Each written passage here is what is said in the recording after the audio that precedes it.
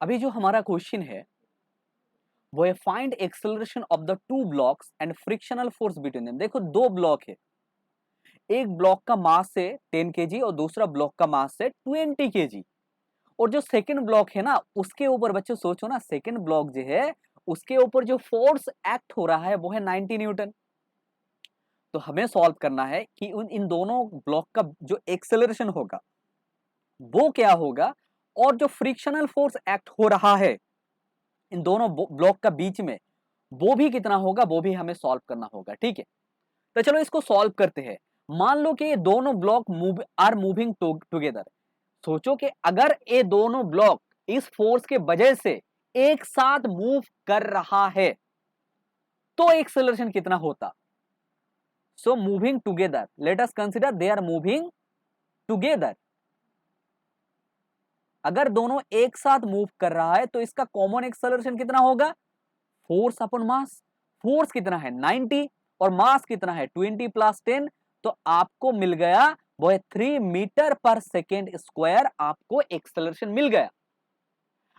ठीक है, अभी सोचो अगर ये दोनों ब्लॉक, ठीक है, अगर ये दोनों ब्लॉक 3 मीटर पर सेकेंड स्क्वायर एक्सेलरेशन से मूव कर रहा है तो 10 केजी के ऊपर कितना फोर्स चाहिए हमें।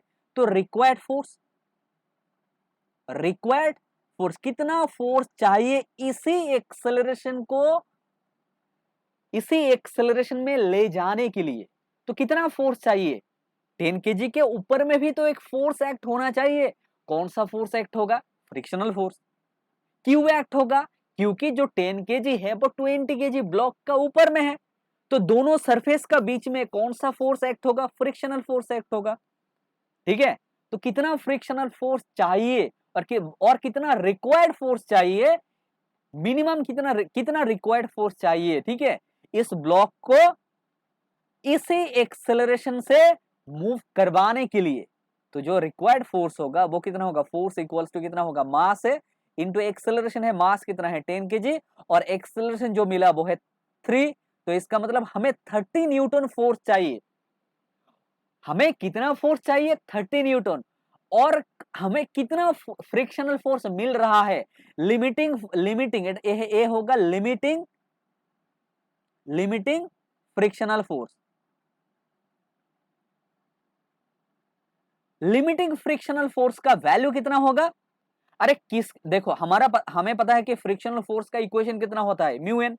म्यू का तो वैल्यू दिया हुआ है वो है 0.4।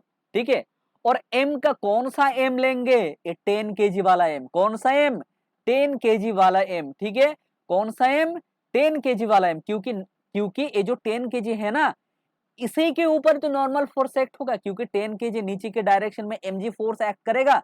नीचे के डायरेक्शन में कौन सा फोर्स एक्ट करेगा, mg, और ऊपर के डायरेक्शन में इसलिए तो नॉर्मल फोर्स एक्ट होगा, क्योंकि ये तो प्लेन सरफेस है। ठीक है, इसको तो हम नहीं कंसिडर करेंगे फ्रिक्शन के लिए, हमें तो फ्रिक्शन के लिए ये वाला सरफेस कंसिडर करना पड़ेगा। तो 10 केजी नीचे के डायरेक्शन में mg का फोर्स एक्ट करेगा, ऊपर के डायरेक्शन में नॉर्मल फोर्स एक्ट करेगा।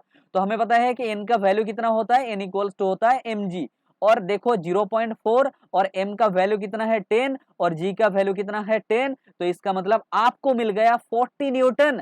तो लिमिटिंग फ्रिक्शन का वैल्यू कितना है 40 न्यूटन, और आपको चाहिए क्या 30 न्यूटन। देखो आपको जितना चाहिए उससे भी ज्यादा फोर्स एक्ट हो रहा है, ये तो आपके लिए अच्छा होगा।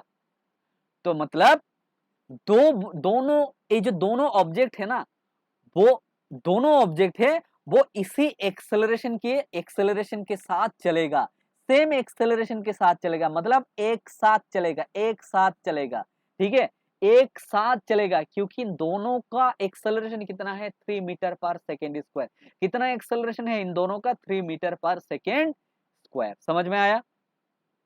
और हमें इसलिए जो फोर्स चाहिए 10 केजी ऑब्जेक्ट है, इस 10 केजी ऑब्जेक्ट को मूव करवाने के लिए कितना फोर्स चाहिए 30 न्यूटन, लेकिन हमें कितना मिल रहा है 40 न्यूटन। तो ये तो अच्छा है, ये तो अच्छा है।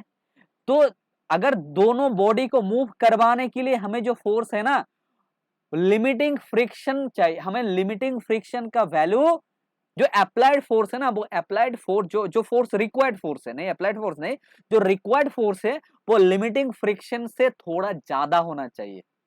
सॉरी लिमिटिंग फ्रिक्शन से इक्वल होना चाहिए या लिमिटिंग फ्रिक्शन इससे ज्यादा होना चाहिए। ठीक है, समझ में आया? ओके, लिमिटिंग फ्रिक्शन के अगर बराबर होता है तो भी ठीक है, और लिमिटिंग फ्रिक्शन का कम होता है तो भी ठीक है। Okay, clear?